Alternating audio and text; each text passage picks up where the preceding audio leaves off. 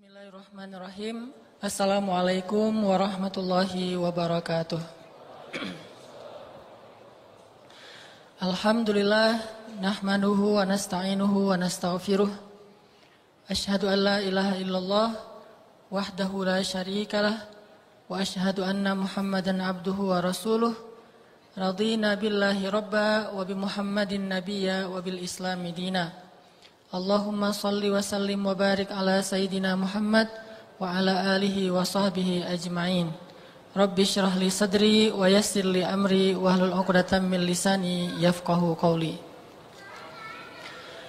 Teman-teman yang dirahmati Allah Subhanahu wa taala, alhamdulillah saya bersyukur secara pribadi merasa senang sekali bisa kembali duduk di antara Syababul Islam, pemuda-pemuda Islam, dan mudah-mudahan semuanya adalah Syababu Al-Jannah, pemuda surga. Dan insya Allah nanti di dalam surga atau di padang mahsyar akan digolongkan di dalam barisan atau di bawah bendera Ali bin Abi Thalib, Yahya alaihissalam, Isa alaihissalam, dan para anak-anak muda lainnya yang diridhai Allah Subhanahu wa taala. Malam ini kita ngebahas tema tentang break atau istirahat. Tema ini saya ambil terinspirasi dari sebuah hadis Nabi SAW ketika Nabi bersama para sahabat menggali parit Khandak. Ini terjadi dalam perang Khandak atau perang Ahzab. Kalau teman-teman baca sirah. Jadi waktu itu kaum muslimin dapat berita dari mata-mata bahwa orang-orang kafir Quraisy sedang mengumpulkan koalisi dari berbagai macam kabilah untuk menyerang kota Madinah. Dan menurut bocoran dari mata-mata, jumlah mereka itu puluhan ribu. Dan dengan jumlah yang sekian banyak itu, kecil sekali kaum muslimin bisa memenangkan peperangan secara logika manusia. Dalam suasana yang begitu tegang, dan mereka hanya punya waktu kurang lebih 1 minggu untuk bersiap-siap menghadapi musuh yang udah mulai berangkat, karena baru ketahuan itu ketika musuh sudah mulai berangkat. Dari luar itu ada orang Quraisy dengan koalisinya yang sangat besar, dari dalam itu ada orang munafik, dan dari sebelah atau tetangga itu ada orang-orang Yahudi yang semuanya bersatu untuk menyerang kaum muslimin di kota Madinah. Dan orang Quraisy waktu itu sedang on fire, sedang dalam keadaan pede. Kenapa? Baru aja beberapa waktu yang lalu mereka merasa menang dalam perang Uhud. Jadi lagi pede banget nih.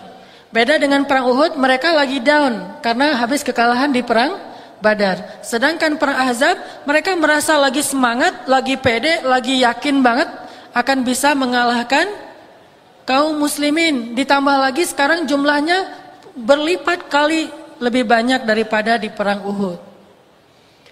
Kondisi ini berbeda sekali dengan kondisi kaum muslimin di Madinah, yang mereka juga belum lupa dengan peristiwa perang Uhud. Kita nggak bilang kalah.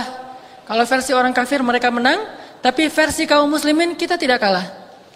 Makanya dalam bahasa ulama, perang Uhud itu tidak disebut kekalahan Uhud, tetapi disebut musibah perang Uhud. Disebut sebagai musibah dalam perang Uhud, tidak disebut kekalahan dalam perang Uhud. Karena kalau kita baca cerita panjangnya, sebetulnya kaum muslimin menang, cuma menangnya agak kebobolan. 2-1 gitu. Kalau perang Badar, menang telak. Kalau ini sempat kebobolan dulu, terus menang lagi. Artinya kaum muslimin ketika mau terjadi perang Ahzab itu dalam keadaan belum lupa, mungkin tidak trauma karena seorang mukmin tidak sampai trauma, cuman belum lupa dengan apa yang pernah mereka alami di dalam perang Uhud. Apalagi ketika nanya, siapa yang memimpin pasukan itu? Khalid bin Walid. Waktu itu Khalid bin Walid belum masuk Islam, dan untuk kedua kalinya dia akan menyerang kaum muslimin setelah kemarin keberhasilan dia di dalam perang Uhud. Sehingga kaum muslimin dalam keadaan sedang masih duka cita dengan musibah perang Uhud, ditambah lagi belum lupa dengan cerita perang Uhud, apa yang terjadi di perang Uhud, bagaimana mereka luka-luka, belum bahkan lukanya juga belum sembuh total gitu. Apalagi yang luka-luka parah seperti Ummu Imarah atau Ummu Umarah, dan beliau belum sembuh total dari lukanya. Termasuk juga beberapa orang sahabat yang kehilangan ayah atau saudaranya, belum hilang rasa sedihnya, tapi sekarang dapat berita akan diserang dengan jumlah yang lebih besar. Ini kalau dalam bahasa Said Qutb dalam kitab Fi Dhilal Quran disebut dengan perang mental sebetulnya. Bukan perang fisik. Yang lebih besar dalam perang Ahzab itu bukan perang fisik, justru yang paling besar itu perang mental. Dan Allah merekam di dalam surat Al-Ahzab dengan kalimat wa tadhunnuna billahi dzunun, dan kalian berprasangka kepada Allah dengan prasangka-prasangka yang tidak benar. Prasangka kepada Allah maksudnya, gimana kalau kita kalah? Gimana kalau kita terbunuh? Gimana kalau kota Madinah dikuasai mereka? Gimana nanti kalau kita meninggalkan anak dan istri kita dalam keadaan yatim dan janda dan seterusnya? Zunun, berpikir dengan pikiran-pikiran yang negatif. Saking mulai terganggu perasaan dan mental para sahabat gara-gara berita akan diserang oleh jumlah yang sangat besar. Waktunya cuma 1 minggu.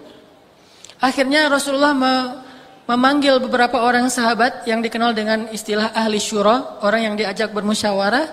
Rasulullah bertanya kepada mereka, ini gimana nih menurut pendapat kalian? Sampai kita tahu adegan seorang sahabat yang namanya Salman Al-Farisi. Salman Al-Farisi kemudian angkat tangan mengatakan, ya Rasul, kami kalau di Persia berperang, kalau misalnya dikepung, maka kami akan menggali parit sebagai benteng. Lalu sahabat yang lain diam, tidak ada yang mengusulkan ide yang lebih baik dari itu. Kemudian Nabi mengatakan, kalau gitu kita akan lakukan apa yang dikatakan oleh Salman. Mulailah para sahabat mengatur bagaimana cara menggali parit, karena nggak mungkin menggali parit sekeliling kota Madinah dalam waktu 1 minggu.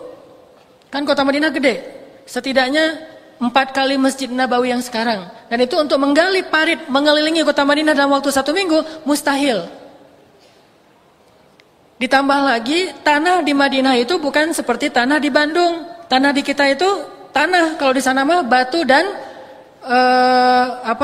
batu-batu kerikil sama bongkahan batu gunung. Sehingga kalau mereka menggali parit berarti mereka melubangi batu-batu sebetulnya. Dan jumlah kaum muslimin sedikit, dan banyak dari mereka yang masih terluka gara-gara perang Uhud. Akhirnya mereka buatlah beberapa titik yang akan digali parit, sisanya tidak digali karena ada yang ketutup oleh bukit, ada juga yang mungkin akan dijaga oleh pasang badan oleh para sahabat. Mulailah proyek penggalian parit Khandaq.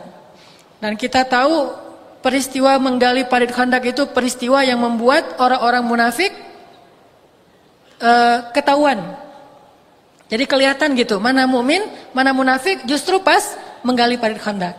Kenapa? Orang munafik nggak mau capek. Ngomongnya tuh keren banget. Kalau lagi ngomong itu, kalau lagi takbir tuh kayaknya paling semangat untuk berjihad. Begitu dihadapkan dengan realitas, mereka mundur. Kalau kita baca di surat Al-Ahzab itu bahasa mereka, wah kita nggak mungkin menang kata mereka. Udah mundur, menggembosi atau menyiutkan semangat para sahabat yang mukmin. Wah kalian rugi aja, gali-gali parit Khandaq, nggak akan berhasil, nggak akan dapat sesuai dengan target kalian, apalagi cuma punya waktu seminggu, dan seterusnya dan seterusnya. Makin down mental para sahabat. Udahlah menggalinya, ada yang pakai jarinya sendiri, ada yang pakai skrup, ada yang ngangkat batu-batu yang udah dipecahkan itu bukan pakai karung, bukan pakai alat-alat berat, tapi ngangkatnya itu pakai baju jubah mereka. Jadi jubahnya diangkat ke atas, taruh batu-batu terus bawa ke dalam, gali lagi, terus kayak gitu. Dalam keadaan mentalnya sebetulnya masih belum yakin, bisa nggak ya kita menggali parit Khandaq? Belum lagi ancaman musuh yang sebentar lagi mau datang, belum lagi diciutkan semangatnya oleh orang-orang munafik. Nabi SAW waktu itu melihat para sahabat kayaknya kurang percaya diri nih. Dan mereka masih berpikir logis. Gali sih menggali parit Khandaq, sampai dalam menggali parit Khandaq itu ada sahabat yang terjatuh, ketimpa dengan batu dan bawaan dia sendiri saking lemahnya. Belum lagi mereka berpuasa.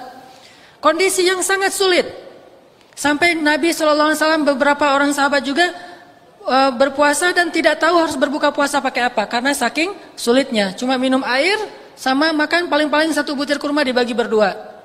Ini kondisi yang sangat sulit. Setiap hari harus menggali parit khandak dari mulai subuh sampai isya. Terus setiap hari kejar target karena seminggu lagi harus berperang.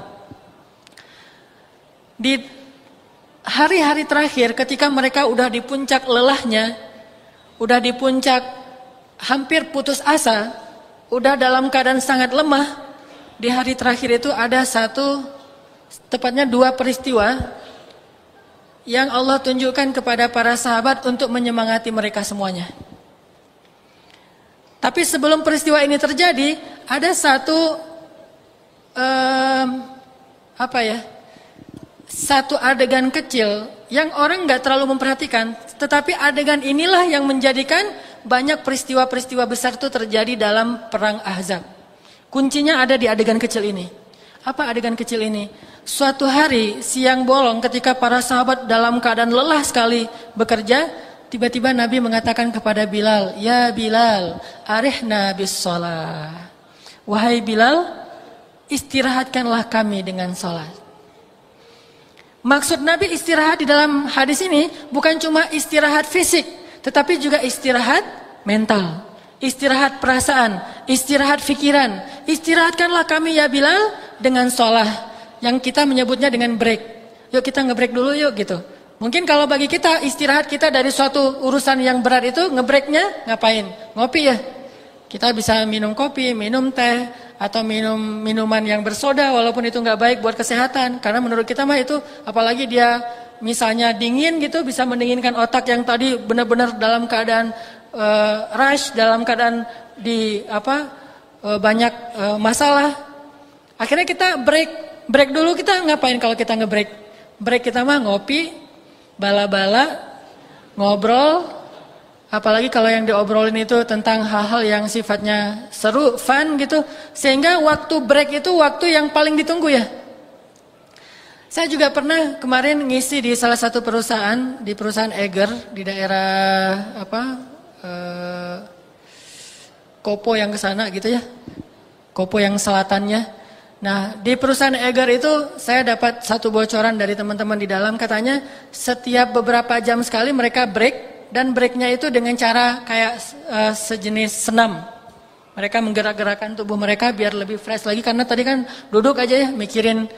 Jadi kayak tadi ngahuleng gitu, ngahuleng desain Eger yang terbaru gimana, bikin branding dan segala macam. Akhirnya karena mereka udah lelah, breaknya adalah dengan menggerakkan tubuh biar lebih segar lagi, terus teriak-teriak, mengucapkan kalimat-kalimat yang memotivasi, sugesti, sebutlah misalnya juara atau bisa atau apapun, dan itu diadopsi dari beberapa yang dilakukan oleh perusahaan Jepang di negara mereka atau di Eropa, dan juga para motivator-motivator internasional dan juga nasional. Akhirnya mereka mengadakan break per hari itu sekitar 5 kali, dari pagi sampai sore. Breaknya itu sekitar 5 kali. Untuk bisa terus semangat dan kualitas kerjanya itu bagus. Nah, ternyata Rasulullah SAW bersama para sahabat punya break yang luar biasa. Mungkin bahasanya sederhana, istirahatkan kami dengan sholat. Tapi pertanyaan saya, bisa nggak sih kita istirahat dengan sholat? Kalimatnya sederhana kan? Istirahatkanlah kami dengan sholat. Tapi jujurnya, apakah kita ngerasain sholat itu sebagai istirahat? Sehingga semangat kita untuk sholat 5 waktu itu seperti semangat orang break ketika dia kerja dalam keadaan susah, ketika dia kerja dengan stres, ketika dia kerja dengan tekanan. Apakah dia akan merasakan sholat itu nyamannya, semangatnya untuk sholat seperti semangatnya untuk break? Kalau ibarat anak SD mah atau anak sekolah, begitu suara bel semuanya bahagia ya. Saya belum pernah mendengar ada cerita anak ketika bel, aduh bel kenapa emang bel? Saya nggak suka istirahat, sukanya belajar. Jarang kan ya? Teman-teman pernah nggak kayak gitu? Pas bel terus bete gitu? Pernah? Kalau saya mah jujur mah nggak pernah. Justru saya kalau bel tuh bahagia banget. Apalagi bel pulang. Kan ada kode tuh. Bel istirahat sama bel pulang. Kalau bel pulang, wah itu mah guru lupa udah. biasanya kalau pulang itu salam dulu sama guru, cium tangan dan segala macam. Udah ada hilang satu-satu. Gurunya kenapa? Bahagia. Padahal pulang ke rumah gitu-gitu aja, nggak ada yang sesuatu yang apa luar biasa. Rutinitas lagi, paling nanti disuruh ngaji atau disuruh beresin ternak-ternak ayam atau bebek di belakang rumah atau apa. Tapi tetap aja itu dianggap sesuatu yang lebih free daripada di dalam kelas. Sehingga begitu terdengar suara bel, bahagia semuanya. Apakah kita punya kebahagiaan yang sama begitu mendengar hayya 'alas shalah? Ini pelajaran yang kita pengen bahas malam ini. Gimana caranya kita mendengar azan dan datang ke masjid setiap waktu itu semangatnya kayak orang break ketika dia bekerja. Apalagi kalau kita tahu pas break itu ada yang mau traktirin kita makan. Kan lebih enak tuh. Nanti pas break kita makan di luar ya, saya yang traktirin, saya hari ini ulang tahun. Kan itu seru tuh. Pasti kita nyogokin orang yang tekan bel. Kamu tekan bel jangan lama-lama teing. Udah aja jam 9 bel deh gitu. Padahal harusnya belnya jam 10. Kenapa? Pengen cepat break. Atau gurunya kadang-kadang telat datang ke sekolah tapi muridnya udah bubar. Kenapa? Guru sakit, ada isu gitu ya. Kan di sekolah kita mah suka ada isu, sampai kadang-kadang isunya itu dibuat-buat. Saya di sekolah mah bahkan kita kadang-kadang melakukan istighosah, mendoakan supaya guru sakit. Apalagi kalau besok pelajaran kimia, fisika, wah itu malamnya kita tahajud. Ya Allah, mudah-mudahan dia sakit. Pas besok paginya berita misalnya Pak Rudi tuh. Pak Rudi nggak bisa datang hari ini. Kenapa, sakit ya?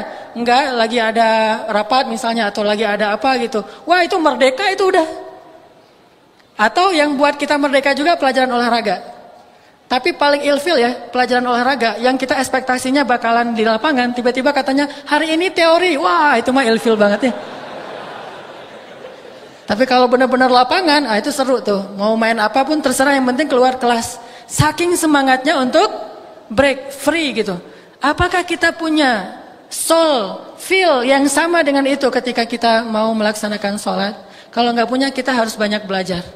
Karena berarti bagi kita sholat itu belum ala bidzikrillahi tatmainnul qulub. Bukankah dengan mengingat Allah hati menjadi tenang? Atau Allah berfirman, khuliqal insan halu'a idza massahu syarr jazua wa idza massahul khair manu'a illal musallin. Manusia itu jazua manu'a. Kalau dalam ilmu psikiater disebut dengan bipolar disorder. Apa tuh bipolar disorder? Punya dua kepribadian. Kalau lagi senang banget sampai lupa diri. Kalau lagi sedih, wah itu marahnya sampai kayak setan gitu. Kan ada sahabat yang sehari jadi malaikat, sehari jadi setan. Itu kata Umar. Ketika ada yang mengatakan, ya Amirul Mukminin, bagaimana kalau si fulan yang menjadi khalifah berikutnya? Kata Umar, jangan, dia mah sehari jadi malaikat, sehari jadi setan. Kalau dia jadi setan, kasihan rakyat saya. Kalau dia jadi malaikat, maka mereka mendapatkan kebaikan. Cuman saya nggak mau nyebut siapa nama sahabat itu, ini hanya versi Umar. Artinya, gimana caranya? Biar kita bisa ngedapetin semangat sholat seperti kita semangat ngebreak. Sama kayak tadi, orang halu'a, jazu'a, orangnya nggak stabil emosinya, apa kata Allah? Illal musallin, yaitu kecuali orang-orang yang sholat. Orang yang sholat itu harusnya emosinya stabil. Kenapa Allah mengatakan dalam ayat yang sangat populer, innas sholata tanha anil fahsya'i wal munkar. Kenapa? Karena sholat itu benar-benar menyegarkan dan menstabilkan diri seseorang, baik zahir ataupun batin, baik biologis bahkan psikologisnya. Gimana caranya? Makanya Nabi mengatakan, ya Bilal, arihna bis sholah. Kata-kata Nabi ini sengaja beliau kencangkan, beliau keraskan supaya sahabat-sahabat pada dengar. Begitu Nabi mengatakan, ya Bilal, arihna bis sholah. Sahabat sadar, oh iya ya, kita mah lupa kepada Allah selama ini, terlalu menghitung-hitung dengan logika kita sendiri. Terlalu ngebaper, lupa bahwa Allah Subhanahu wa taala itu di pihak kita dan tidak di pihak musuh gitu. Kalau Allah di pihak kita, mau musuhnya seisi bumi enggak penting. Bukankah Nabi mengatakan, ya gulam, ihfazillah yahfazka? Wahai anakku, jaga Allah, Allah jaga kamu. Kalau seluruh bumi ini memusuhi kamu, mereka tidak bisa mencelakai kamu kecuali dengan seizin Allah. Jadi ketika Nabi bilang arihna bis sholah ya Bilal, baru sahabat mulai ngeh. Oh iya ya, Allah kan di pihak kita, yuk kita libatin Allah yuk. Selama ini kita udah pakai strategi ini, taktik itu, musyawarah, tapi kita belum ngelibatin Allah. Itu masalahnya. Makanya kita sedih, makanya kita khawatir, makanya kita labil, makanya kita lemah. Karena kita belum melibatkan Allah dalam urusan kita. Baru melibatkan makhluk. Ya Salman, gimana ini? Kata Salman gali parit. Ya Utsman, gimana menggali parit? Akhirnya Utsman dan Salman bikin semacam arsitek gitu, gimana cara menggali parit yang efektif. Kemudian ya Umar, gimana prajurit? Ya Ali, gimana para petarung dan seterusnya. Kita libatkan semua manusia, tapi kita belum melibatkan Rabbun Nas, Tuhannya manusia. Akhirnya ketika Nabi mengatakan, ya Bilal arih Nabi sholat, sahabat sadar, oh ini masalah kita nih. Kita belum melibatkan Allah dalam urusan kita. Akhirnya Bilal pun ngerti, langsung Allahu Akbar, Allahu Akbar. Hayya 'alas shalah, hayya 'alas shalah. Pas di kalimat hayya 'alal falah, semuanya serentak berdiri, semuanya bangkit, semuanya berwudu karena kalimat hayya 'alal falah. Ayo kita menuju kemenangan. Kalian mau menang dalam perang ini ketika kalian dikeroyok oleh semua kabilah, hayya 'alal falah. Ayo kita menuju kemenangan. Gimana caranya? Datang dan bersujudlah kepada pemilik alam semesta. Dia di pihak kita. Yadullahi fawqa aydihim. Tangan Allah di atas tangan para sahabat. Akhirnya wudu. Semuanya sholat serentak bersama Rasulullah SAW. Begitu selesai sholat, mereka semuanya berdoa kepada Allah. Setelah selesai itu mereka menjadi tenang. Dan ketenangan saat ini penting. Dan tenang di sini artinya bukan malas, tenang di sini menjadi mantap gitu, nggak ragu lagi, dan mereka yakin pasti akan mendapatkan pertolongan Allah setelah melibatkan Allah. Baru aja selesai sholat terjadi mukjizat. Ini busyro, berita gembira, janji Allah kepada orang yang break pakai sholat. Apa berita gembiranya? Ada seorang sahabat memecahkan batu nggak bisa. Dia pecahin nggak bisa, dia panggil temannya rame-rame mencahin batu itu nggak bisa. Akhirnya manggil Rasulullah. Ya Rasulullah, ini ada batu besar sekali dan tidak bisa dipecahkan. Gimana ya Rasul? Akhirnya Rasulullah mengatakan, pinggir, biasa yang pecahkan dengan seizin Allah. Ambil alat untuk memecahkan batu, Nabi bertakbir, Bismillah, Allahu Akbar. Ketika Nabi menghentakkan alat itu ke batu, keluar kilatan cahaya dan Nabi mengatakan telah terbebas Rum. Lalu dipecahkan lagi, keluar lagi kilatan cahaya, terbebas Persia.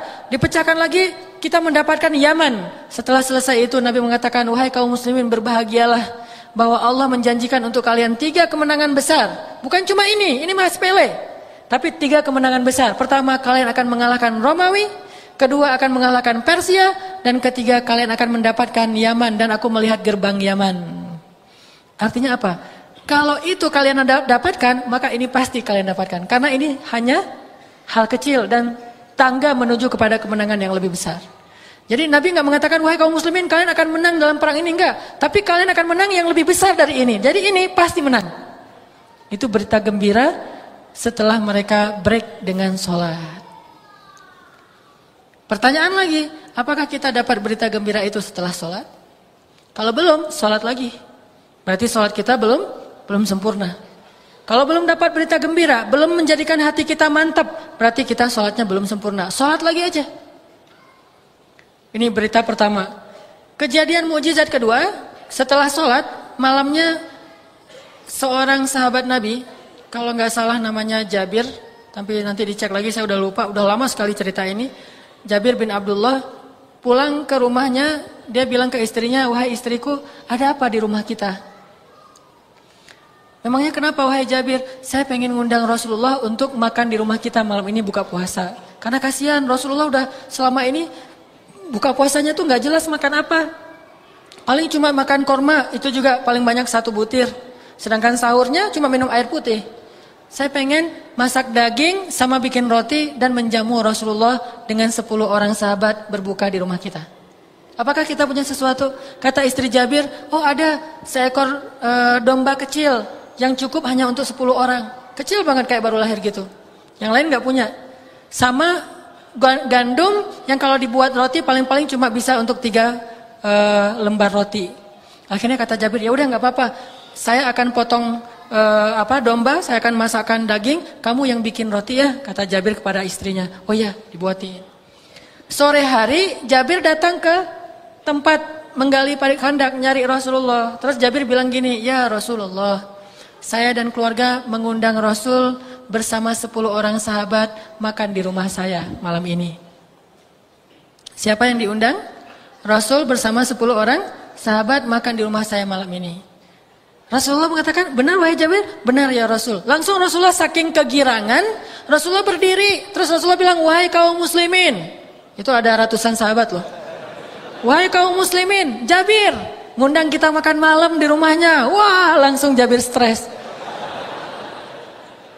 Rasulullah kegirangan. Wahai kaum muslimin, dan kaum muslimin yang Rasulullah ajak makan malam bersama itu pada lapar.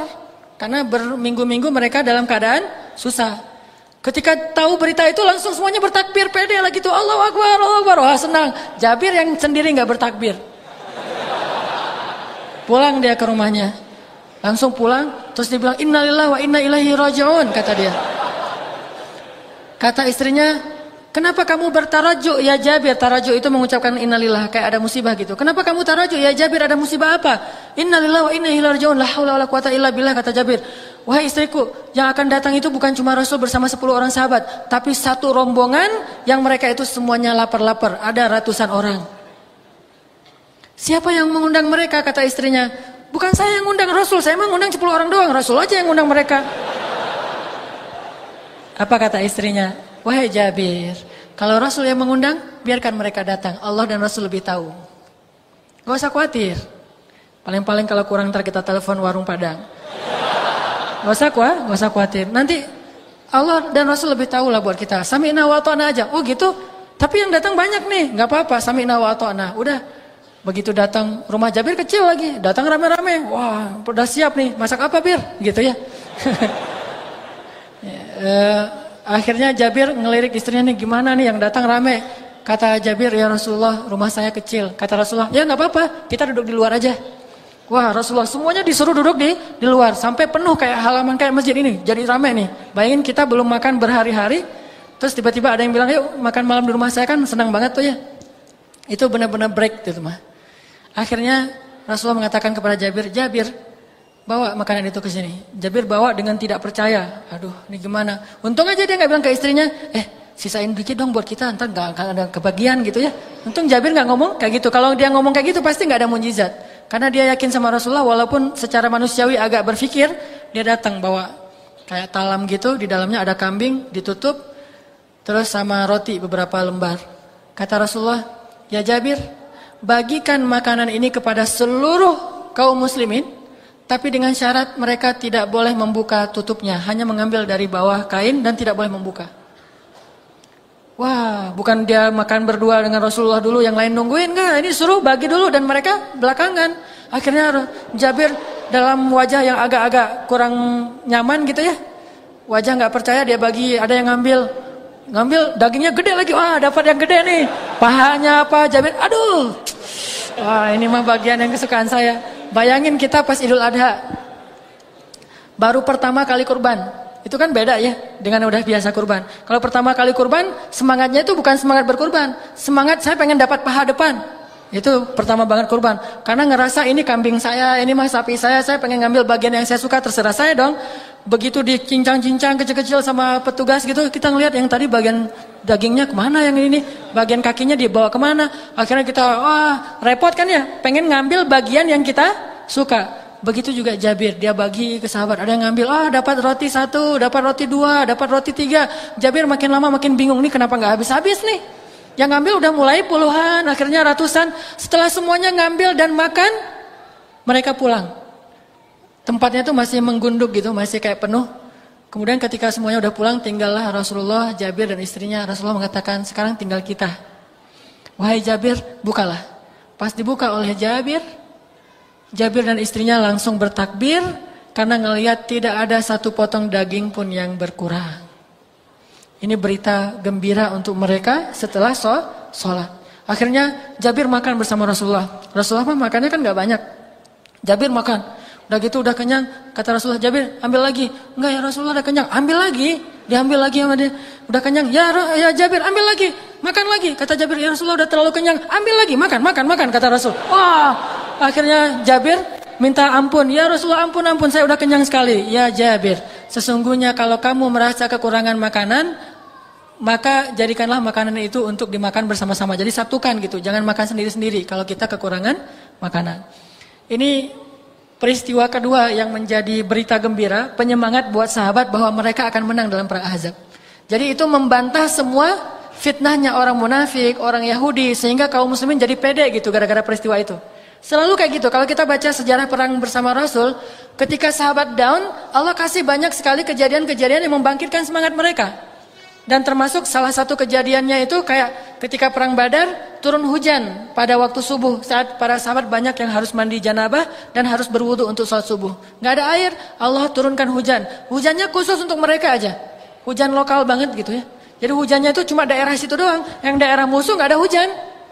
Ini mukjizat dan ini adalah penyemangat, berita gembira bagi hamba-hamba Allah yang mau melibatkan Allah. Jadi kalau kita melibatkan Allah, Allah nggak akan mengecewakan kita. Masih ingat kisah siapa yang pernah pekan yang sebelumnya? Kisah siapa? Kisah Siti Hajar. Ya, ketika Siti Hajar ditinggal oleh Ibrahim di tengah padang pasir, terus Siti Hajar bertanya apa? Ya Ibrahim, kenapa engkau tinggalkan kami di sini? Ibrahim menjawab, tidak, karena pertanyaannya salah. Tapi begitu pertanyaannya dirubah, ya Ibrahim, Allahu amaraka bihadza? Apakah Allah yang menyuruhmu melakukan ini? Kata Siti Hajar, baru Ibrahim mengangguk dan mengatakan, ya ini perintah Allah. Ketika Ibrahim mengatakan ini perintah Allah, apa kata-kata Siti Hajar? Idzan la yudayyi'ana Allah. Kalau gitu Allah nggak akan mengecewakan kami. Berangkatlah wahai suamiku. Jadi kalau udah melibatkan Allah, urusan mah jadi mudah. Kita sering memudahkan urusan kita kalau ngelibatin duit. Padahal duit itu tidak selalu bisa memudahkan urusan kita. Apakah kita bisa membeli kesembuhan ketika kita sakit? Banyak orang kaya yang tidak mampu membeli kesembuhan walaupun dia punya dunia dan seisinya. Bahkan mereka tidak mampu membeli kesembuhan dari penyakit yang sedikit saja. Tapi ada orang yang miskin yang hanya dengan minum air putih kemudian dia diruqyah membaca Al-Fatihah, Allah beri kesembuhan. Artinya kita belajar yakin sama Allah untuk melibatkan Allah di dalam sholat. Jadi sholat itu cara kita melibatkan Allah dalam urusan kita. Kalau kayak gitu, insya Allah kita akan ngerasain sholat itu sesuatu yang break banget, solusi banget, refresh. Sholat itu benar-benar istirahat, sholat itu benar-benar menenangkan. Kenapa? Karena saya akan melibatkan pencipta alam semesta dalam urusan saya. Udah, azan? Insya Allah nanti kita lanjutkan kisah-kisah tentang bagaimana sahabat dan para tabi'in bisa menjadikan sholat itu sebagai break atau rahah, sehingga mudah-mudahan kita bisa meniru mereka dalam sholat-sholat kita. Insya Allah kita lanjutkan setelah sholat isya. Bismillahirrahmanirrahim. Teman-teman yang dirahmati Allah Subhanahu Wa Taala, kita lanjutkan kajian kita tentang menjadikan sholat dan zikir itu sebagai break dalam hidup kita. Gimana caranya kita ngerasain semangat pergi ke masjid atau semangat menyebut nama Allah, semangat melibatkan Allah itu kayak semangat kita nge-break ketika kita dalam bekerja atau mungkin break me time kalau untuk kita pribadi gitu ya, butuh me time ketika kita penat dengan urusan keluarga, kita penat dengan urusan pekerjaan, kita capek dengan berbagai macam masalah, akhirnya kita butuh waktu untuk sendiri. Kita butuh me time atau mungkin kita butuh waktu untuk berdua dengan pasangan kita, sehingga kita mungkin jalan kemana, makan di mana, nonton apa dan seterusnya. Itu kan semangat gitu ya. Bahkan kalau udah dijadwalin, misalnya kalau malam minggu besok kita misalnya mau nonton film misalnya. Itu belum kejadian, tapi udah bisa bikin break di hati kita. Udah bisa bikin lega gitu. Walaupun kita punya banyak beban, tapi pas tahu, minggu besok kita mau jalan nih. Kan jadi nyaman ya, sebesar apapun masalah kita, tetap aja semangat. Kenapa bisa gitu? Karena kita nganggap nonton itu break. Nonton itu refreshing buat kita. Bisa benar-benar menyegarkan semangat kita. Atau kalau teman yang senang musik misalnya. Gimana semangatnya kita, misalnya pas tahu datang grup-grup musik idola kita. Sebutlah kalau anak-anak reggae misalnya datang grup musik reggae yang dari Brazil gitu atau dari Jamaika datang ke Indonesia, atau anak-anak rock atau NoFX misalnya datang untuk anak-anak punk rock misalnya atau duet sama manggung bareng dengan Rosemary. Wah kan itu kan kapan gitu ya. Terus beli tiket, udah gitu kita lihat tiketnya setiap hari, dilihat lagi tiketnya, padahal tanggalnya udah dihafal tapi masih ada dilihat-lihat terus. Kenapa? Karena kita ngerasa itu sesuatu yang benar-benar bisa nyelesain atau bisa menenangkan kita. Atau siang hari ketika malamnya kita akan nonton bola final Liga Champion antara Real Madrid melawan Manchester United misalnya. Siang itu kan kita udah nyiapin kopi, udah nyiapin kacang, udah nyiapin cemilan-cemilan, udah ngajak teman-teman kita kalau perlu nontonnya itu yang layarnya agak gede gitu. Nontonnya bareng-bareng, gak akan tidur. Wah, kita udah planning, udah bikin rundown-nya, udah bikin itinerary-nya, kita bakalan ngapain, sehingga siangnya aja kita udah semangat gitu. Padahal nontonnya masih ntar malam, tapi dari siangnya kita udah semangat. Dan kita akan ngelakuin hal-hal yang mungkin bagi orang, ngapain sih gitu-gitu amat, bagi kita asik tuh. Kenapa? Karena kita nganggap itu sesuatu yang break, yang benar-benar ada semangat breaknya, bagi kita ada semangat seru, nyantai, asik, nyaman buat kita. Orang nonton Persib misalnya, sebagai orang Bandung kan, kalau Persib lagi main, apalagi lawannya tetangga misalnya kan nih, wah itu kan semangatnya semangat perjuangan 45 kan, rela mati itu. Udah gitu kita hujan, panas, nggak penting, nggak ada cerita kenapa nggak ikut nonton Persib, hujan, itu nggak pernah dengar kan? Malu malah kalau dia ngomong nggak nonton Persib gara-gara hujan. Jadi nggak ada alasan hujan. Walaupun sholat di masjid itu sebetulnya hujan itu alasan yang dibolehkan dalam agama untuk tidak ke masjid loh.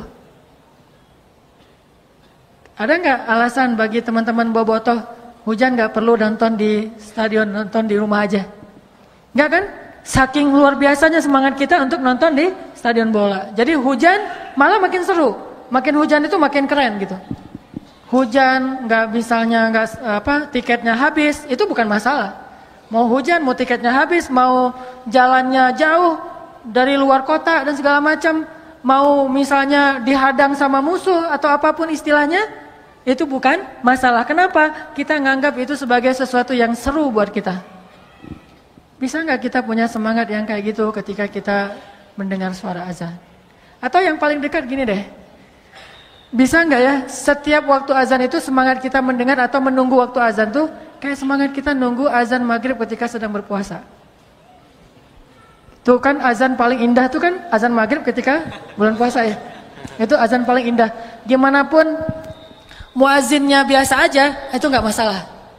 Kalau azan yang lain kan kita kadang-kadang sok-sok mengkritik muazin gitu. Muazinnya nggak enakan, saya malas ke masjid, alasannya muazin. Tapi kalau buka puasa, muazinnya kakek-kakek, anak kecil yang baru belajar, malah kita bersyukur kalau ada anak kecil yang iseng belajar azan jam 5 lebih dikit gitu, Allahu Akbar, wah buka gitu.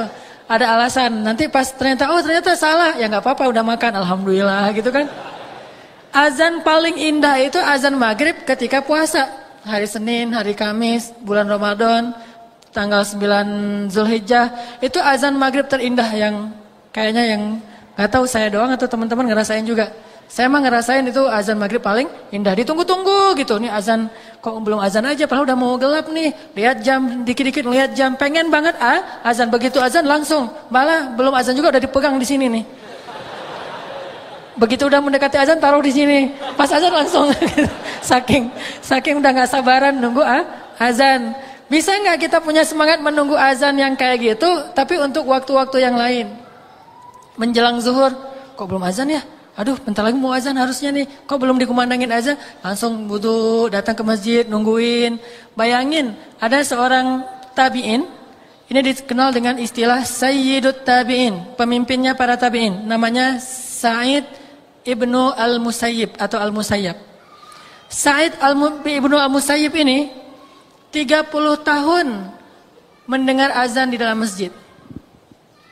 Maksud mendengar azan dalam masjid, dia tidak berkumandang azan di Madinah kecuali Sa'id ada di dalam masjid. Gak pernah ngedengerin azan di tempat wudhu tuh gak pernah. Apalagi di rumah. Di tempat wudhu aja gak pernah. Selalu mendengar azan di dalam masjid.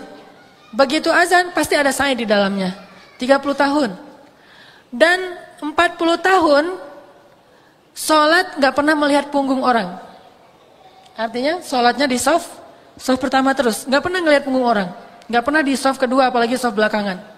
50 tahun sholat berjamaah di masjid dari takbiratul ihram bersama imam.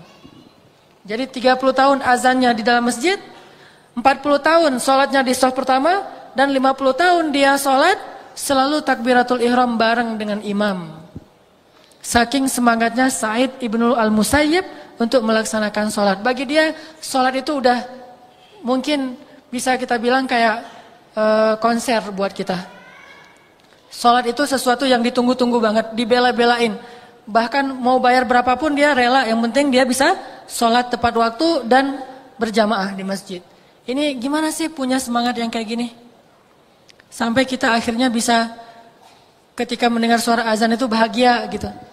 Ketika menyebut nama Allah itu jadi tenang. Ketika disebut nama Allah kita dengar dari orang lain, kita jadi mantap. Innamal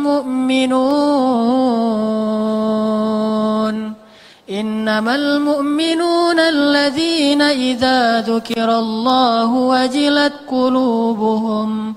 Mukmin yang sebenarnya jika disebut nama Allah hatinya gemetar.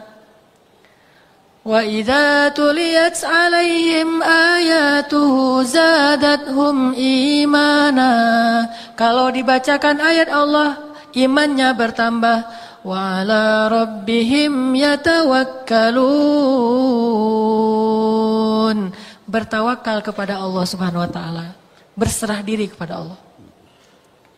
Bisa enggak sih pas dengar azan kalimat Allahu Akbar, Allahu Akbar, langsung gemetar hatinya, gemetar rindu gitu. Kita pengen banget, saya pribadi tuh pengen banget begitu dengan azan tuh rindu gitu. Aduh dipanggil sama kekasih saya nih, langsung wudu, langsung datang ke masjid dengan perasaan berbunga-bunga, bahagia, dipanggil. Kayak kita di miss call oleh calon kita.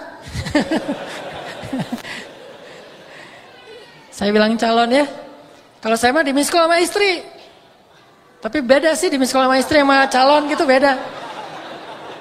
Di miss call sama calon itu lebih cepet datangnya gitu ya.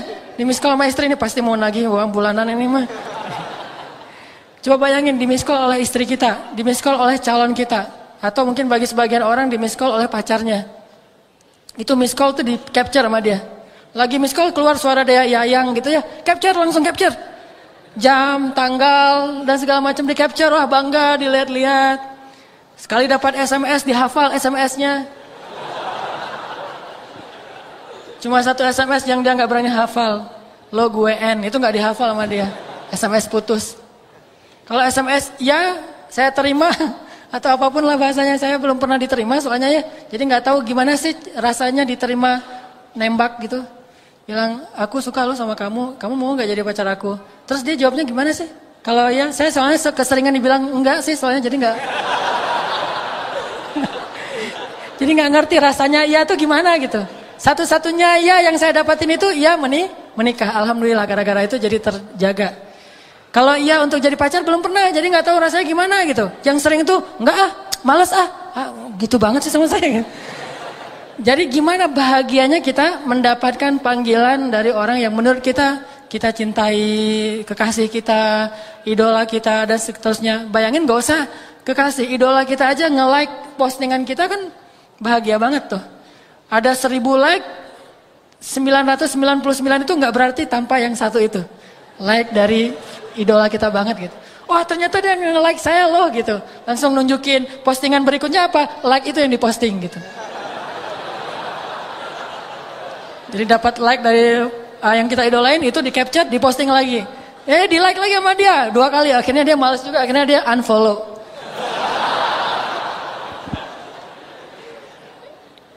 Gimana caranya biar kita bisa punya semangat kayak gitu ketika mendengar suara azan? Pertama, kita harus belajar butuh sama Allah. Karena kalau kita butuh, pasti kita akan nunggu-nunggu nih. Kalau kita ngerasa butuh sama Allah, pasti kita akan lebih ringan untuk datang kepada Allah. Analogi paling gampang tuh, saat kita dalam banyak masalah kan kita jadi gampang sholat ya. Kalau lagi banyak masalah, sholatnya khusyuk. Lagi banyak masalah, tahajud. Berapa juz? 1 juz. Aduh, gak ada yang 2 juz ya. Gitu. Kalau lagi diputusin, nyari yang 2 juz. Kalau lagi nyambung, nyarinya yang 2 ayat. Gak ada yang 2 juz. Saya lagi pengen yang 2 juz. Jangan yang 1 juz. Di Al-Latif mah cuma 1 juz doang. Saya pengen yang 1 rakaatnya itu 3 lembar. Jadi 10 rakaat.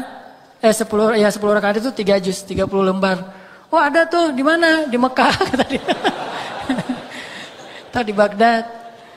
Nah artinya, kok bisa ketika kita lagi banyak masalah, sholatnya ringan? Coba, pas lagi banyak masalah pasti ke masjidnya rajin kan? Wudhu langsung udah ada di masjid, malah kita sering nunggu-nunggu muazin. Begitu muazin telat dikit aja langsung kita yang azan. Azannya baper lagi tuh. Hayalah sholahnya, hayalah sholah. Perhatiin gue dong gitu ya. Ya, hayalah sholahnya irama kurdi, tapi kurdi yang paling baper. Kalau kurdi kan hayya 'alas shalah.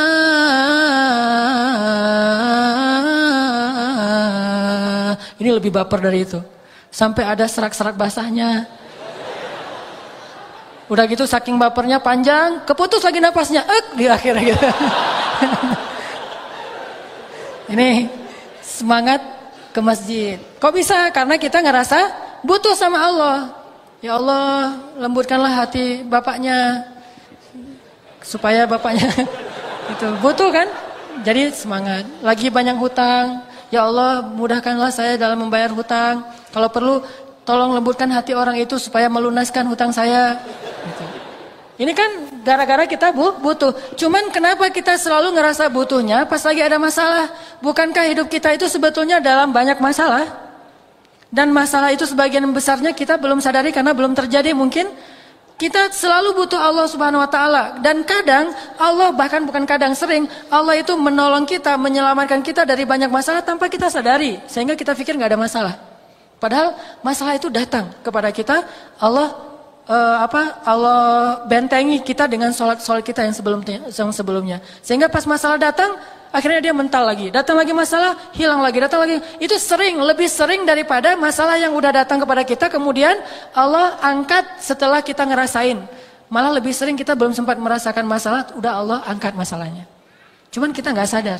Makanya Allah mengatakan, Yas'aluhu man fis samawati wal ard. Kulla yaumin huwa fi sya'n. Setiap hari Allah sibuk mengangkat masalah dari hambanya. Ada yang diangkat masalah setelah hamba itu merasakannya sehari, 2 hari, setahun, 2 tahun. Ada yang diangkat masalah itu sebelum hamba itu merasakan masalah ini.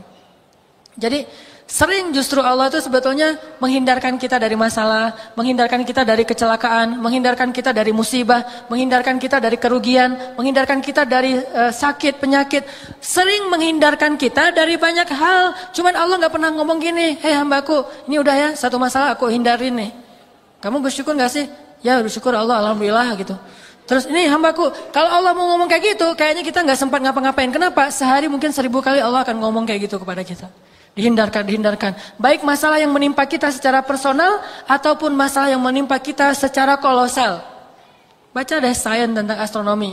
Dalam semalam itu berapa asteroid atau komet atau bintang jatuh ke bumi yang terhindar oleh kebesaran Allah Subhanahu wa taala. Bayangin ukuran mobil aja. Walaupun ukurannya gede terus sampai bumi karena terkikis oleh gravitasi jadi seukuran mobil kena rumah kita, kan lumayan tuh. Bayangin, kalau Allah tidak menghindarkan. Makanya Allah mengatakan di dalam Al-Quran, bagaimana kami menjaga kalian dari langit dan dari bumi di dalam surat Al-Muluk. Apakah kalian merasa aman? Padahal Allah Subhanahu wa taala lah yang menjaga kalian di langit dan di bumi. Terus siapa yang memberi kalian minuman, memberi kalian udara dan segala macam. Allah tuh banyak ngasih kebaikan buat kita. Yang harusnya kemarin kita ketularan dengan penyakit seseorang, tapi Allah hindarkan kita nggak ketularan, yang ketularan teman kita. Akhirnya kita jadi menjenguk dia, bukan dia yang menjenguk kita. Kok bisa? Kita nggak sadar aja. Bukankah kita sering harusnya dijenguk oleh teman kita, malah kita yang menjenguk dia kan ya? Sama kayak saya sama teman pergi misalnya lagi ke Batu Karas. Ternyata kita sama-sama digigit nyamuk di sana mah. Nyamuk DBD. Pas udah digigit nyamuk pulang, baru di jalan dia udah sakit. Akhirnya pas sampai di Bandung saya ngejenguk dia. Walaupun seminggu kemudian dia jenguk saya sih. Tapi setidaknya harusnya mungkin bukan saya doang, saya, dia dan beberapa teman yang lain rata-rata pernah kegigit nyamuk lah karena di sana banyak nyamuk. Cuma kenapa kita berdua doang yang sakit walaupun dia duluan kemudian saya. Bayangin kalau yang lain juga kena. Yang lain yang nggak kena DB itu mungkin ngerasa saya mah nggak kena sakit. Padahal mungkin dia pantas juga untuk dirawat di rumah sakit tapi Allah menghindarkan musibah itu dari dia. Dia aja nggak sadar. Dan itu sering terjadi dalam hidup kita. Maka kita harus selalu ngerasa butuh 24 jam dalam sehari setiap detik kita butuh kepada Allah. Sehingga setiap kali Allah panggil, dah saya emang butuh sama Allah, udah datang ke Allah. Apalagi memang nyata-nyatanya secara zahir, emang kita punya banyak masalah. Wajah-wajah kita kan wajah-wajah bermasalah nih, banyak masalah gitu.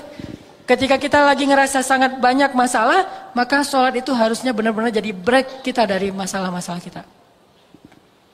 Nggak nyaman hatinya, perasaannya, lagi tadi mungkin baru rame dengan pasangan, baru dimarahin sama orang tua, baru ada masalah sama teman, baru ngalamin sesuatu yang nggak nyaman, hayalah sholat, udah datang aja ke Allah, karena ngerasa butuh, karena kita yakin begitu kita datang kepada Allah, kita libatkan Allah, Allah akan ikut menolong kita dalam masalah kita, itu pasti. Tapi kalau kita nggak pernah ngelibatin Allah, nggak usah nuntut-nuntut Allah. Allah akan bilang, emangnya kamu ngelibatin saya?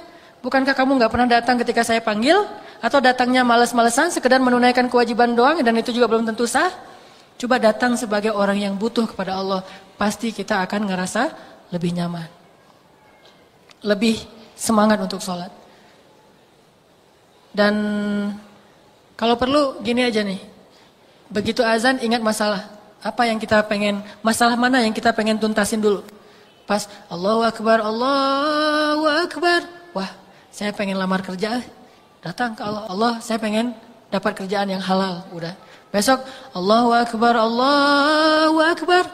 Saya baru ketemu cewek, cuma saya nggak tahu namanya, nyari di mana ya? Ya tanya ke Allah aja deh, gitu. Datang ke Allah, ya Allah, mudah-mudahan saya ketemu lagi dengan dia. Kalau kedua kali ini saya nggak akan sia-siakan nih kesempatannya nih. Langsung PDKT kenalan gitu ya. Yang pertama tadi kan agak-agak jaim. Ngeliat-lihat sekali, atau ngelihatnya lewat spion. Tapi kalau yang ini mah, wah udah nggak ada basa-basi, Neng, boleh tukar nomor HP gitu. Ya boleh, ternyata dia kasih nomor handphonenya, nomor handphone yang udah expired. Pas ditelepon, nomornya tidak terpasang gitu ya. Jadi akhirnya nggak nyambung. Minta ke Allah, terus Allahu Akbar lagi. Saya pengen punya anak, Allahu Akbar lagi. Saya pengen apa gitu. Setiap Allahu Akbar minimal belajar ada pengennya dulu deh. Dan insya Allah selalu kita butuh Allah. Dan gak usah khawatir, pedagang banget sih. Asal datang ke Allah minta sesuatu. Gak masalah. Allah itu suka dimintai. Allah itu suka dicurhatin. Allah itu suka kalau hambanya itu merengek di hadapan Allah. Istilah bahasa Arabnya itu ilhah. Allah itu suka kepada hamba yang suka ilhah, merengek. Allah gitu. Ngomong, ada apa ya abdi, ada apa? Allah ini ada masalah dikit nih. Kenapa? Aduh saya mah jerawatan Allah, gimana ya caranya? Ini bukan main-main ya. Kenapa? Karena Nabi bilang apa? Mintalah kepada Allah walaupun garam. Jadi kalau urusan sepele kayak garam aja minta ke Allah, apalagi urusan jerawat, kan itu lebih berbahaya itu. Menentukan nasib kita kan jerawat mah ya. Apalagi jerawatnya gede di hidung satu, di ini satu, kelihatan banget. Kan menentukan nasib banget. Kamu orangnya jorok, gak mau sama kamu kan gitu ya. Makanya jerawat itu bukan masalah sepele. Kalau garam aja kita minta sama Allah, apalagi bab jerawat. Allah, kenapa wahai hambaku pengen langsing, gitu. Pengen langsing minta sama Allah. Allah, kenapa hambaku pengen ada kumis, udah pakai wadoyok belum keluar-keluar juga, gitu. Minta sama Allah. Bukan kumis, mungkin janggut kali ya. Saya pengen ikut sunnah ya Allah, cuman saya mah bukan ingkar sunnah, memang nggak ada kumis ya Allah, udah nggak ada janggut, udah dikasih banyak segala macam kemiri, wadoyok, segalanya belum keluar juga sehelai gini ya Allah, malah jadi aneh gitu. Malah jadi aneh. Minta kepada Allah walaupun gak garam. Tapi bukan bermain-main dengan Allah. Karena kita ngerasa Allah mah tempat segala meminta. Semuanya ada di sisi Allah. Kebaikan itu ada semuanya di sisi Allah. Tabarakalladzi biyadihil mulk wa huwa ala kulli syai'in qadir. Ya ayyuhalladzina amanu ista'inu bis sabri was salah. Wahai orang yang beriman, mintalah pertolongan kepada Allah dengan sabar dan salat. Ada masalah? Salat. Ada masalah? Salat. Makanya hadisnya apa kata sahabat?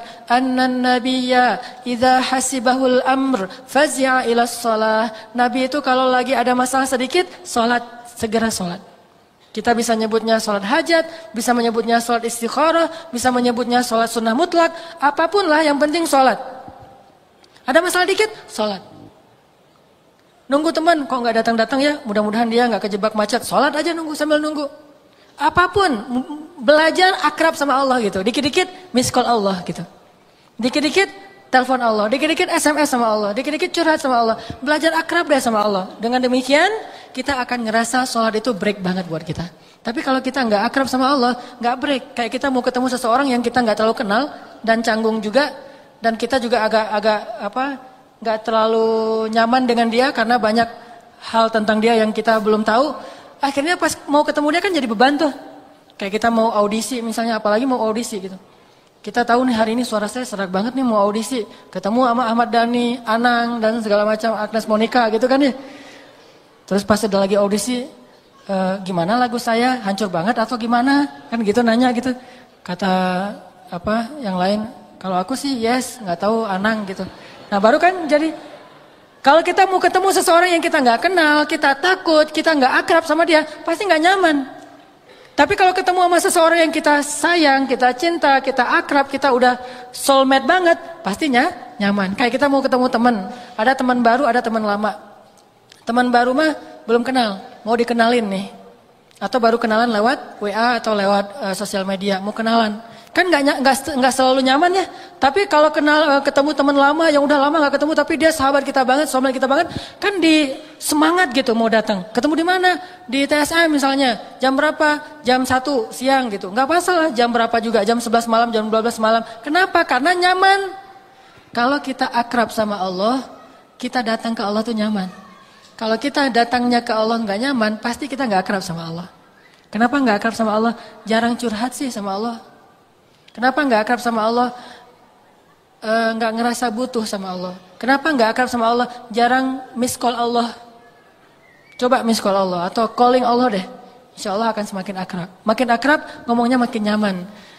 Rabbi wahanal azmu minni washta'ala ar-ra'su syaiba walam akum bidu'aika rabbi syaqiyya. Rabbi inni khiftul mawaliya min warai Rabbi wa kanat imraati aqira Rabbi fahabli min ladunka waliya Rabbi waj'alhu Rabbi radhiya. Kita Rabbi aja terus. Teman kalau berdoa itu manggil Allah itu apa? Ya Allah. Itu kurang akrab. Kalau manggil Allah itu boleh ya Allah tuh, tapi doa ya Allah itu mah doa yang tegas dalam kondisi yang benar-benar sulit ya.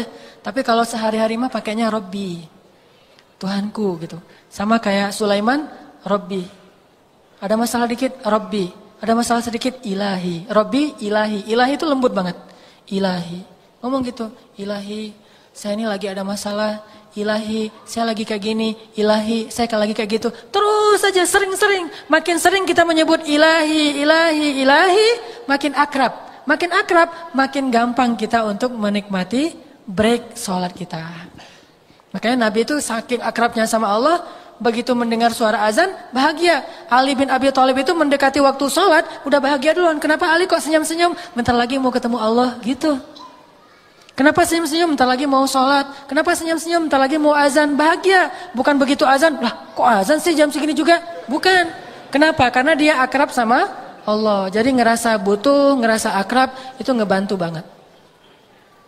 Kemudian tips yang kedua. Agar kita bisa menganggap salat itu sebagai break dalam hidup kita. Belajar menikmati sholat. Tentunya kita nggak bisa menikmati sholat kalau kita nggak tahu makna dari setiap bacaan sholat kita. Teman-teman tahu arti dari setiap bacaan sholat? Mungkin sebagian tahu, sebagiannya nggak ngeh. Makanya coba baca dulu deh. Ketika ada waktu senggang, baca arti bacaan sholat. Apa arti inni wajjahtu wajhiya lilladzi fataras samawati wal ard. Apalagi inna sholati wa nusuki wa mahyaya wa mamati lillahi rabbil alamin. Iyyaka na'budu wa iyyaka nasta'in. Subhana rabbiyal azimi wa bihamdi. Rabbana lakal hamdu hamdan katsiran thayyiban mubarakan fi. Apalagi kalau kita tahu bukan cuma artinya, tapi keutamaan dari setiap zikir itu. Itu akan menikmati banget. Kita tahu keutamaannya, sama kayak kita menikmati sebuah lagu yang kita banget. Lagu yang kita banget. Atau film yang kayak ngisahin masa lalu kita. Pernah nonton yang tenggelamnya kapal Van der Wijk? Saya nonton itu kayak nonton diri sendiri misalnya gitu ya. Kenapa? Itu mah saya banget. Akhirnya sekarang saya survive. Jadi sastrawan. Sejak saya jadi sastrawan saya banyak karya-karya. Akhirnya dia jadi datang lagi ke saya pengen balik lagi. Cuman sudah tertutup pintu hati saya buat dia misalnya. Nah coba gimana orang baper nonton film yang dia banget. Karena dia tahu ceritanya, alurnya. Begitu juga baper ketika dengerin lagu yang liriknya dia banget gitu. Kan kadang-kadang ada lagu yang di antara sekian banyak lagu, saking kita banyak wawasan tentang kelaguan, tentang musik, kita kan tahu nih, ini lagu ini saya banget, ini lagu ini kasus yang ini lagu ini kasus ini. Saking dia soul musiknya bagus, ketika ada yang ngundang dia untuk perform, tanya dulu nih masalahnya di sini apa gitu ya. Dia ngasih menu lagu sesuai dengan masalahnya. Kalau lagu tentang pernikahan nanti dia kasih lagu-lagu tentang cinta. Kalau lagu perceraian nanti dia kasih lagu-lagu tentang talak 3 gitu ya. Jadi artinya bisa menghayati. Begitu juga kalau kita menghafal dan tahu makna dari zikir sholat kita. Itu akan jauh lebih menghayati. Apalagi kalau kita tahu fadilahnya. Fadilah membaca surat ini, fadilah membaca zikir ini. Kita akan pakai semua itu termasuk doa ketika sholat. Sesuai dengan masalah. Begitu ada masalah, oh doanya ini. Ada masalah itu doanya. Jadi variatif, sholat kita itu kaya gitu. Enggak monoton itu aja, asal sujud pasti subhana rabbiyal a'la, subhana rabbiyal a'la. Itu mah udah di luar kepala jadi enggak menghayati. Coba tambahin subhana rabbiyal a'la wa bihamdi plus doa yang kita lagi ada masalah. Contoh masalah hutang gitu. Allahumma inni a'udzubika minal hammi wal hazan wa minal termasuk min ghalabatid dain wa qaharir rijal. Sama kayak saya misalnya sholat menjelang perform. Mau apa? Ceramah misalnya. Berarti sholat itu saya doanya apa? Rabbi syrah li sadri wa yassir li amri wahlul 'uqdatan min lisani. Wahlul 'uqdatan min lisani diulang berkali-kali supaya saya mudah menyampaikan kebenaran yang Al-Qur'an dan hadis sehingga bisa diterima dan menjadi amal jariah. Ini sesuai dengan request kita banget. Artinya kita hafal dan tahu artinya. Dan tahu fadilahnya. Contoh fadilah membaca Rabbana lakal hamdu hamdan katsiran thayyiban mubarakan fih. Itu sama dengan kalau kita baca itu malaikat berebut untuk mencatat, ya. Jadi kalau teman-teman sami Allahu liman hamidah kata imam, Allah mendengar orang yang memujinya. Kan itu artinya sami Allahu liman hamidah. Kalau kita nggak tahu, biasa aja sami Allahu liman hamidah. Tapi kalau kita tahu pas imam bilang sami Allahu liman hamidah. Oh gitu ya. Rabbana walakal hamd gitu kan? Allah mendengar siapa yang memujinya. Langsung kita Rabbana walakal hamd. Ya Allah engkau segala puji bagimu. Kenapa? Karena Allah lagi dengerin nih. Kita menghayati itu. Begitu imam mengatakan Alhamdulillahi Rabbil Alamin. Kita dalam hati mengatakan ya benar banget Allah segala puji. Semuanya baik di sisi Allah. Ar-Rahmanir Rahim. Kita maknai dalam hati kita. Maliki Yaumiddin.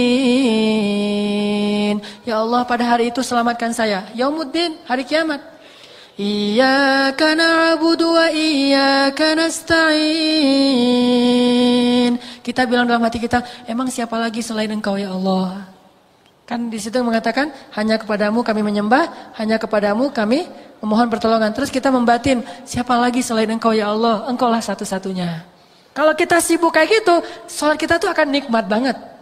Sholat kita tuh akan dihayati banget. Sehingga karena kita menikmati sholat, kita jadi larut ketika kita larut, perasaan kita larut, spiritual kita larut, Allah Subhanahu wa taala akan mendatangkan ketenangan, yang ketenangan itu sebetulnya solusi paling konkret untuk masalah-masalah kita. Nih, ada contoh dari generasi tabi'in. Namanya Urwah bin Zubair. Tahu Urwah bin Zubair? Anak siapa? Anak Pak Zubair. Urwah bin Zubair. Cucunya siapa? Cucunya Abu Bakar As-Siddiq. Generasi kedua, namanya generasi tabi'in. Nah, Urwah bin Zubair di usianya yang sekitar 60-an tahun pernah diuji oleh Allah dengan sakit, kalau di zaman sekarang mungkin mirip dengan kanker, tapi di kakinya atau tumor gitu ya di kaki. Sehingga para tabib yang diundang ke istana raja, waktu itu dia lagi diundang ke istana raja di Damaskus, sampai di sana ketahuan dia sakit, akhirnya dirawat di sana di Damaskus, nggak pulang ke Madinah. Raja ngundang tabib-tabib ahli dari semua negeri termasuk dari Cina gitu. Kalau sekarang mungkin dokter spesialis. Ngundang nih dokter-dokter. Pas diundang di istana raja, para dokter ini, tim dokter menyimpulkan kakinya Urwah harus diamputasi. Kenapa? Karena tumornya itu udah tumor ganas. Kalau nggak diamputasi, nanti virusnya, bakterinya akan menjalar ke seluruh tubuh. Akhirnya mereka bilang ke Urwah, ya Urwah, kakimu itu sudah parah dan harus diamputasi. Bagaimana pendapatmu? Kata Urwah, lakukanlah apa yang menurut kalian baik. Saya berlindung kepada Allah SWT. Udah, akhirnya siap nih, tim dokter udah siap mau amputasi Urwah. Dibaringkanlah Urwah di atas tempat tidur. Lalu mereka bawa satu botol minuman khamar. Kata tabib, ya Urwah, minum ini. Apa ini? Kata Urwah, ini khamar. Ma'azallah, kata Urwah, demi Allah saya tidak akan minum khamar. Kata dokter-dokter, ini minum ini supaya kamu teler sehingga gak merasakan sakit ketika dipotong kakimu. Kata dia, demi Allah saya tidak mau sembuh dengan cara yang Allah tidak ridhoi. Lagi pula kalau pikiran saya hilang, bagaimana saya akan mengingat Allah? Kata Urwah, ya udah kalau kamu nggak mau dengan barang yang haram, ini ganti aja bius. Tadi ditawarin pertama kamar nggak mau, sekarang bius. Kami kasih kamu bius, dia kayak apa? Diusap di wajahnya, di hidungnya, kemudian dia nanti pingsan. Ini apa ini bius? Kalau kamu pakai ini, kamu akan pingsan, nggak sadarkan diri, sehingga kamu nggak ngerasain sakit ketika diamputasi. Apa kata Urwah? Demi Allah, sakit itu adalah kifarat dosa. Dan saya tidak mau kehilangan kifarat dosa dengan cara tidak merasakan sakit ketika dipotong kaki saya. Saya akan belajar, bersabar, sehingga rasa sakit itu akan mengkifarat dosa-dosa saya. Kalau kita bilangnya, kifarat dosa kan banyak. Bisa istighfar, bisa taubat, bisa ngapain harus gitu-gitu amat kan ya? Enggak, orang-orang soleh enggak akan memilih untuk mendapatkan kebaikan apapun, karena saking tamaknya kepada kebaikan dia ambil apapun kesempatannya. Saya mau ngerasain sakit supaya mengkifarat dosa, kata dia. Terus gimana ini? Enggak mau pakai bius? Enggak mau minum khamar, apalagi? Ya udah, panggil orang-orang, laki-laki banyak dipanggil masuk ke ruang itu. Kata Urwah, ngapain tuh laki-laki pada masuk ke sini? Untuk memegang kamu supaya kamu tidak meronta-ronta ketika dipotong kakimu. Demi Allah saya tidak butuh mereka. Udah suruh keluar aja. Terus gimana? Saya akan sholat aja. Mudah-mudahan dengan sholat saya akan kuat. Bayangin, sholat itulah biusnya. Begitu mau dipotong, udah disiapin pisau untuk kulit, pisau untuk daging, dan gergaji untuk tulang. Gergaji loh. Kan gergajinya tuh bukan gergaji kedokteran yang canggih sekarang. Gergaji besi itu tuh. Ditaruh di sebelah Urwah. Urwah ngeliatin, oh ini alat-alatnya. Wah ini sholatnya harus panjang, ini mah 1 juz. Soalnya alatnya manual semua kan, jadi lama. Jadi sholatnya harus 1 juz. Allah, begitu saya udah sholat nanti kalian potong, kata Urwah. Ya, Allahu Akbar, sholat. Dalam satu riwayat disebut dia sholat, dalam satu riwayat disebut dia berzikir. Allahu alam. Dia sholat nih. Begitu mulai sholat, dokternya yang takut, dokternya yang khawatir nih, gimana nih? Belum pernah. Yang ngilu itu justru dokternya. Bukan pasiennya gitu. Mulai diiris dikit-dikit. Pas pertama diiris, Urwah nahan gitu sakitnya. Kerasa sakitnya, cuma dia lebih sibuk dengan mengingat Allah daripada ngerasain sakit, bukannya nggak berasa. Karena kalau nggak berasa, saya agak-agak kurang percaya ya. Tapi berasa, buktinya nanti Urwah pingsan. Cuman dia bisa nahan rasa sakit itu gara-gara sholat. Wasta'inu bis sabri was sholat. Akhirnya diiris kulitnya. Udah diiris kulitnya, mulai dagingnya. Kayak kita idul kurban gitu. Wah, irisnya, oh ini mah setengah kilo atau sekilo. Di dagingnya. Yang paling berat itu begitu sampai di tulangnya. Mulai diambil gergaji. Sat, bunyi loh. Sampai orang di luar yang meriwayatkan kisah ini mengatakan kami ngilu mendengar suara gergaji itu memotong tulangnya Urwah bin Zubair. Bunyi itu, dia langsung terus dengan sholatnya. Begitu udah selesai, baru Urwah selesai sholat. Assalamualaikum warahmatullahi wabarakatuh. Dan kakinya udah terputus. Dan keringat dinginnya, air matanya. Lalu yang terakhir apa? Kakinya untuk menghentikan pendarahan akan dibenamkan di dalam minyak yang mendidih. Udah ada minyak mendidih di situ. Ya Urwah, ini tahapan terakhir. Apa? Minyak mendidih. Wah ya kalau gitu saya mau mengingat Allah lagi aja. Bukan sholat tapi zikir sekarang. La ilaha illallah, la ilaha illallah. Ditaruhlah minyak di bawah kakinya Urwah. Kakinya dibenamkan. Begitu dibenamkan dia mengatakan la ilaha illallah.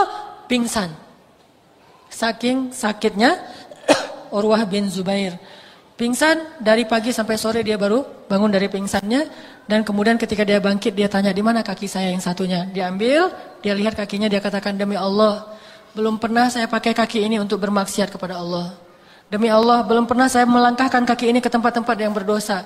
Demi Allah, kaki ini adalah kaki itu yang melangkahkan tubuh saya ke majelis ilmu, ke rumah Allah, sholat berjamaah. Tetapi, qadarullah, dia akan mendahului saya menghadap Allah. Dan insya Allah saya akan menyusul. Kata Urwah bin Zubair, inna sholat itulah yang menguatkan mereka. Qad aflahal mu'minun. Beruntung orang yang mukmin. Siapa? Alladzina hum fi salatihim khashi'un. Urwah bin Zubair menikmati salatnya. Saking nikmatnya salat sampai dia bisa menahan sakitnya di gergaji tulangnya dalam proses amputasi. Tidak lama kemudian untuk menguatkan kesabaran Urwah, datang seorang laki-laki mengadu kepada Urwah. Dia curhat juga masalah dia. Dia bilang, ya Urwah, sebetulnya masalah kamu itu sepele dibandingkan masalah saya. Apa masalahmu wahai laki-laki? Kata dia, saya itu seorang ayah yang punya 7 orang anak. Punya seorang istri, punya banyak ternak. Kami tinggal di sebuah padang pasir. Hingga suatu hari, sekian tahun kami hidup bahagia, tidak kekurangan apapun, hingga satu hari datanglah ujian dari Allah. Hari itu terjadi badai padang pasir dan kita tahu badai padang pasir itu bisa menenggelamkan kota ya, bukan cuma rumah, kota aja tenggelam gitu. Riyadh, ibu kota Arab Saudi itu sering setengahnya itu hilang gara-gara badai padang pasir. Nah, terjadi badai padang pasir sampai akhirnya dalam badai itu saya kehilangan istri saya kehilangan 6 orang anak saya kehilangan rumah saya, dan saya kehilangan seluruh ternak-ternak saya kecuali tinggal 1 onta saja. Jadi yang masih selamat cuma 1 anak yang paling kecil masih bayi sama 1 ekor onta. Rumahnya habis, istrinya hilang nggak tahu di mana, anak-anaknya juga hilang. Dia cari-cari nggak tahu, udah tertimbun dengan pasir dan meninggal dunia dalam 1 hari. Kehilangan 6 orang anak dan 1 orang istrinya. Pas sudah sore akhirnya saya bawa bayi saya naik di atas onta, saya pergi dari negeri itu karena saya tidak sanggup lagi tinggal di sana. Pergi, sore harinya dia pergi. Ketika sampai malam hari anak saya menangis karena pengen susu, pengen makan. Akhirnya saya ambil susu onta, saya minumkan kepada bayi saya. Begitu saya lagi meminumkan susu kepada bayi saya, onta saya pergi, kata dia. Onta saya lari. Akhirnya karena onta itu adalah kendaraan satu-satunya yang kami miliki, saya kejar onta itu, saya tinggalkan anak saya di bawah pohon, saya kejar onta itu, malam hari itu. Di malam ketika habis kejadian musibah, kehilangan istri dan anak-anaknya. Saya kejar onta itu, begitu saya kejar onta, tiba-tiba saya mendengar suara bayi saya menangis kencang, saya lihat ke arah bayi saya, ternyata serigala sudah menerkam kepala bayi saya di depan matanya. Saya kejar serigala itu, dia bawa lari. Bayangin bayi kita, anak laki-laki kita yang paling kecil, satu-satunya yang tersisa, dibawa lari serigala di depan mata kita tuh gimana? Adrenalin kita tuh. Gak usah gitu, ngeliat YouTube yang orang dimakan serigala when animals attack itu kan ya. Kan banyak tuh kasus-kasus termasuk di India yang harimau makan orang gitu kan. Itu aja ngelihatnya, wah jadi panas tubuh kita gara-gara adrenalin kita dipacu kan. Gimana kalau anak sendiri? Dengan rasa sedih yang belum hilang dari tadi siang. Anaknya dibawa oleh serigala, dibawa lari, dikejar, nggak ketemu, pas ketemu ternyata udah dicabik-cabik, udah meninggal dunia dan serigalanya pergi. Sedih lagi dia. Setiap kali dia sedih dia bilang apa? Inna lillah wa inna ilaihi raji'un. Alhamdulillah ya ala kulli hal. Segala puji bagi Allah atas segala nikmat. Pokoknya ada aja nikmat walaupun diambil sebagian tapi yang tersisa masih banyak.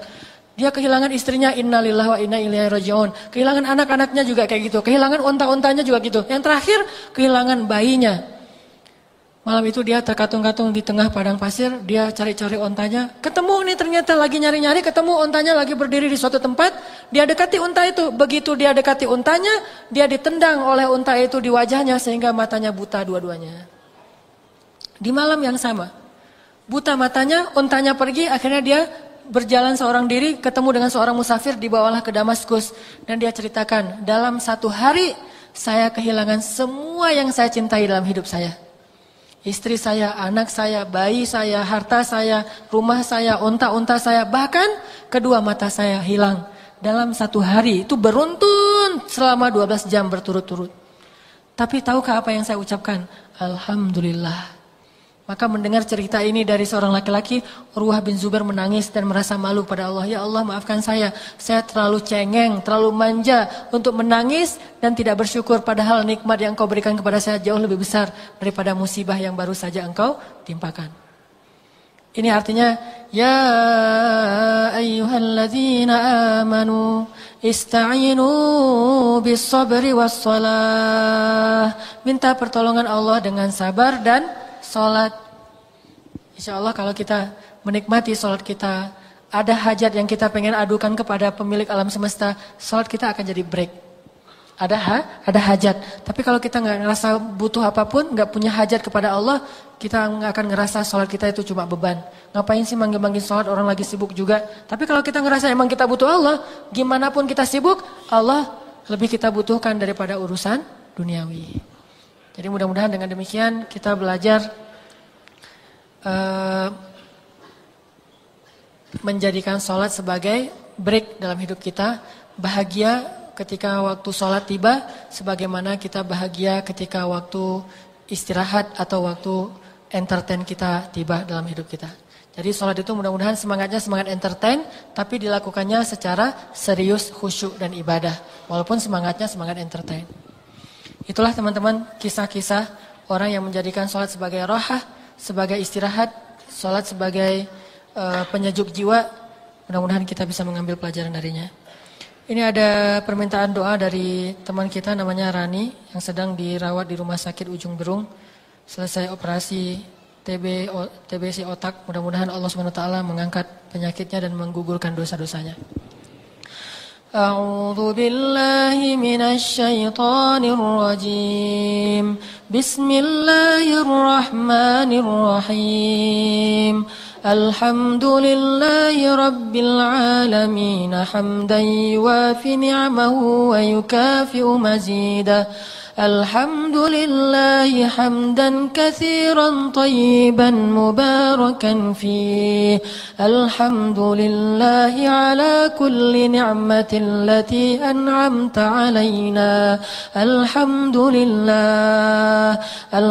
لله على كل حال الحمد لله على نعمة الإسلام الحمد لله على نعمة الإيمان الحمد لله على نعمة العلم الحمد لله على هذا المجلس المبارك الحمد لله اللهم اجعل جمعنا هذا جمعا مرحوما وتفرقنا من بعده تفرقا معصوما اللهم ارحمنا بالإسلام وارحمنا بالإيمان وارحمنا بالقرآن اللهم اجعل القرآن ربيع قلوبنا اللهم ارزقنا تلاوة القرآن اللهم ارزقنا تلاوة القرآن آناء الليل وأطراف النهار اللهم اجعل القرآن ربيع قلوبنا اللهم اجعل القرآن زيادة لنا في إيماننا اللهم زد لنا إيمانا بالقرآن اللهم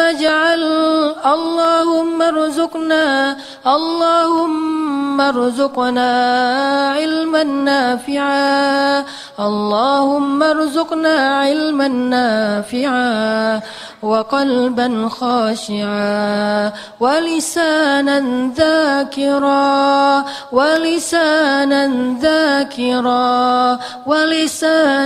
ذاكرا وعملا متقبلا اللهم يسر لنا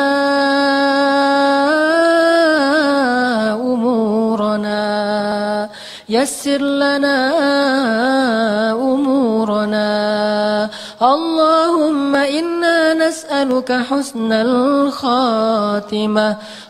الخاتمة ونعوذ بك من سوء الخاتمة اللهم اجعل خير أيامنا يوم نلقاك وخير أعمالنا خواتمها اللهم ربنا آتنا من لدنك رحمة وهيئ لنا من أمرنا رشدا واجعل لنا من كل ضيق مخرجا ومن كل هم فرجا ومن كل عسر يسرا.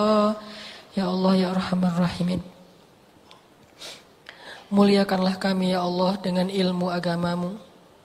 Muliakanlah kami ya Allah dengan ibadah-ibadah kepadamu. Muliakanlah kami ya Allah dengan akhlak-akhlak mulia. Muliakanlah kami ya Allah dengan Al-Quran. Muliakanlah kami ya Allah dengan ketakwaan. Muliakanlah kami ya Allah dengan kesolehan. Muliakanlah kami ya Allah dengan sifat malu.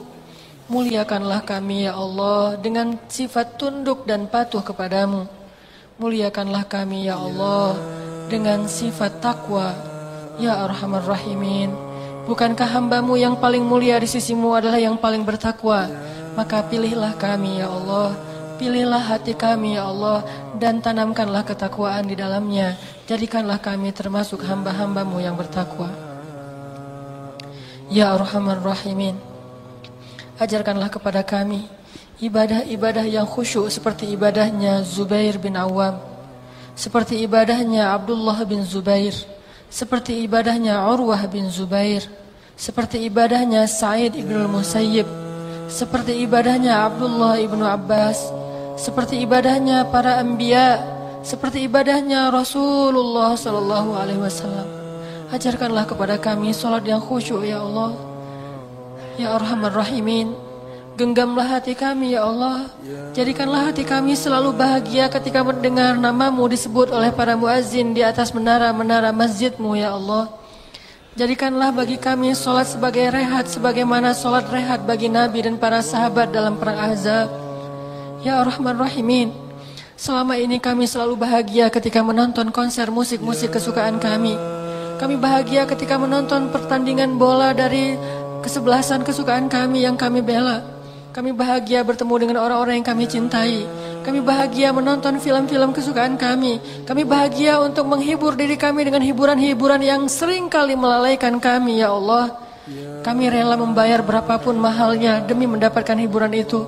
Ya Arhamar Rahimin, sekarang ajarkan kami untuk bahagia ketika kami sholat berjamaah. Ajarkan kami bahagia ketika duduk dalam majelis ilmu.